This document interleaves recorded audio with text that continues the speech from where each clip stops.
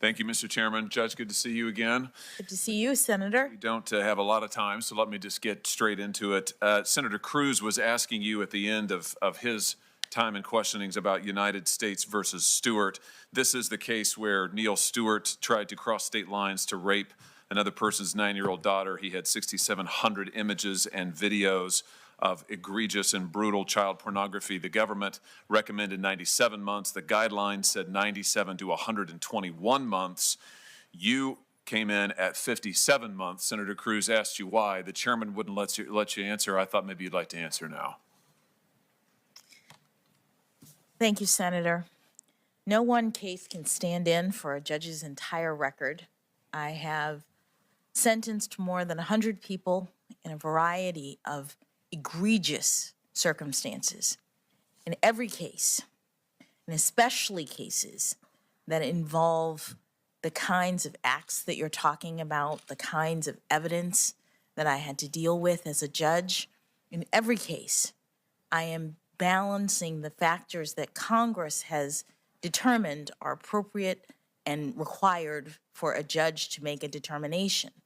The data points that Senator Cruz pointed to that you may have in front of you don't account for all of the information that was before me as a judge and the authority that you all, Congress, and your prior confirmation when I was a district judge provided for me to exercise my judgment, and I treated those cases and every case very seriously and imposed a sentence that was sufficient but not greater than necessary to promote the purposes of punishment. Would it surprise you to learn that Mr. Stewart's a recidivist? He was warrants issued again for his arrest just 3 years after you sentenced him. Would it surprise me? Yeah, would it surprise you? You know, Senator, there is data in the Sentencing Commission and elsewhere that indicates that there are serious recidivism issues.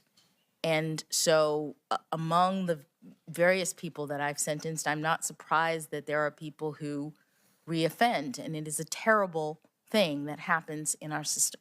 Yeah, indeed it is. Let me ask you about the Hawkins case. You and I talked about this yesterday. You've been able to think about it overnight. This is a case where you had an 18-year-old who possessed and distributed hundreds of images of 8-year-olds and 9-year-olds and 10-year-olds, and you gave him, frankly, a slap on the wrist sentence of 3 months. Senator, do you regret it?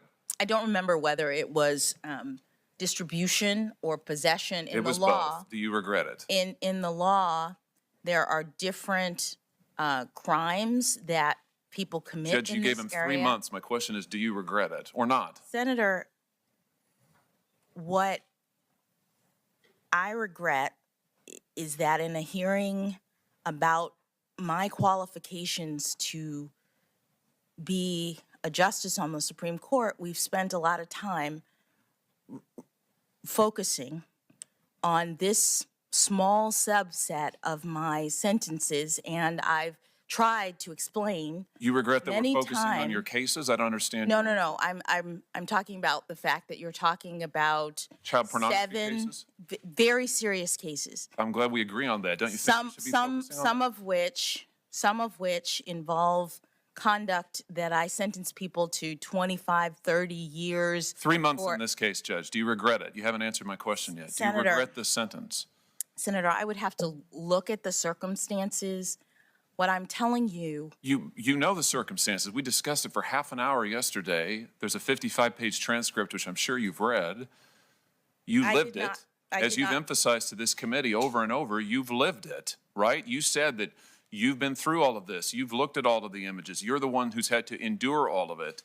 You gave him a 3-month sentence. I just wonder if you regret it or if you stand by it. I mean, do you stand by that sentence?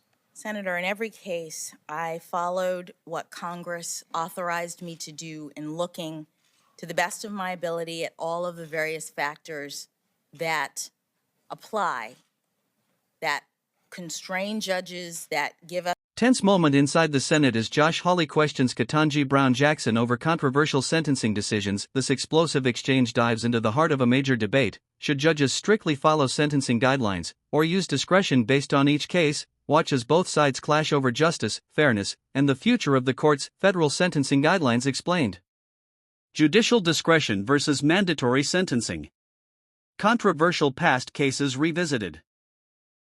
The bigger implications for the Supreme Court of the United States. I am fully aware of the seriousness of this offense and also my obligation to take into account all of the various aspects of the crime as Congress has required me to do, and I made a determination seriously in each case.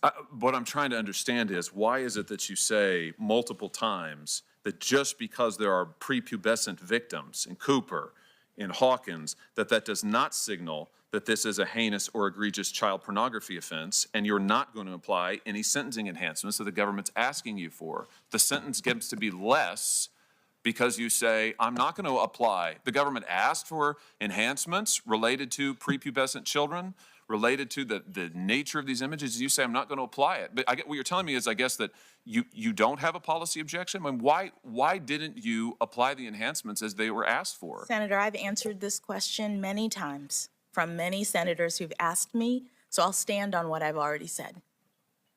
So you have nothing to add about why these crimes, why these images, in your view, do not signal an especially heinous or egregious child pornography offense. That's Hawkins. You say in Cooper, I understand the government's argument, but I don't find them persuasive, the fact that there were prepubescent children, from the standpoint of characterizing this as an especially egregious child pornography offense. That's page 58. Let me ask you this. You said to Senator Graham earlier today that you were trying to do what's rational, and you didn't in sentencing in these cases, and you didn't think it was rational to sentence people who had thousands of images by using a computer to the sentencing guidelines, to the mandatory range. I'm sorry, it's not mandatory, to the no longer mandatory range, the discretionary range. No, Senator, I said the guidelines system is designed to be rational. Okay, so let me ask you this. Why isn't it rational to sentence people who have thousands of images on a computer to more time as opposed to somebody who has one or two pictures in the mail? In other words, the more images there are, why wouldn't you want to sentence that person to more time rather than less? Why isn't that rational? Senator, I've answered this question, and I'll stand on what I already answered. So, but your answer is what? I mean, refresh my memory. Senator, I've answered this question. I've explained how the guidelines work, and I'll stand on my answer. But the guidelines are not mandatory. I wish they were, but they're not. The Supreme Court made that determination. I'm trying to understand why you think it's rational not to sentence criminals based on the number of images they have. You say that this is a policy disagreement that you have with the guidelines. This gets to the core of your judicial philosophy. You served on the Sentencing Commission, where you recommended changes to the guidelines based in part on this policy disagreement.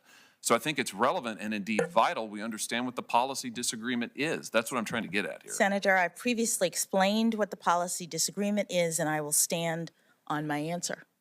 So you're not going to answer my question? No, I've answered your question in my answer. You haven't I've answered my question. explained- I'm sitting here asking you, and you're declining to answer. I've explained how the guidelines work. I've explained that the guidelines were developed at a time in which the commission of this crime was different than it is today. I've explained that Congress has not intervened to revise or direct the commission around how to deal with the changes in the commission of this crime. And so judges all over the country are grappling with how to apply this guideline under these circumstances. And there's an extreme amount of disparity. And in each case, a judge has to look at all of the factors, not just the guidelines, not just what the government asks for, but the recommendations of the probation office, the arguments of the government and the defense, the nature and circumstances of the offense, the history and characteristics of the defendant, the need for the sentence imposed to promote the purposes of punishment, which include things like rehabilitation.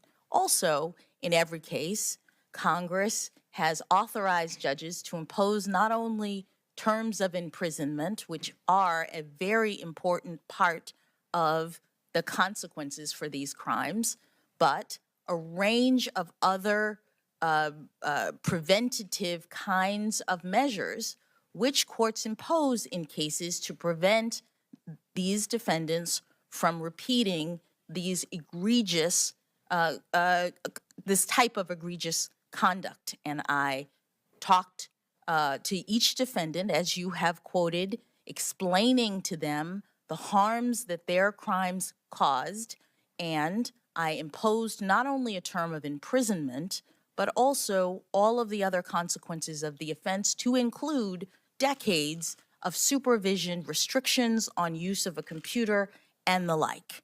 That's my answer. I've answered it many times. Do you have other questions for me? Yeah, I do. I do, because I want to try to understand when you talk about the guidelines being outdated and outmoded. I understand that they were written, the initial guidelines were written at a time when computers were not common. Everybody didn't have one. Certainly didn't have phones in every pocket like we do now, smartphones.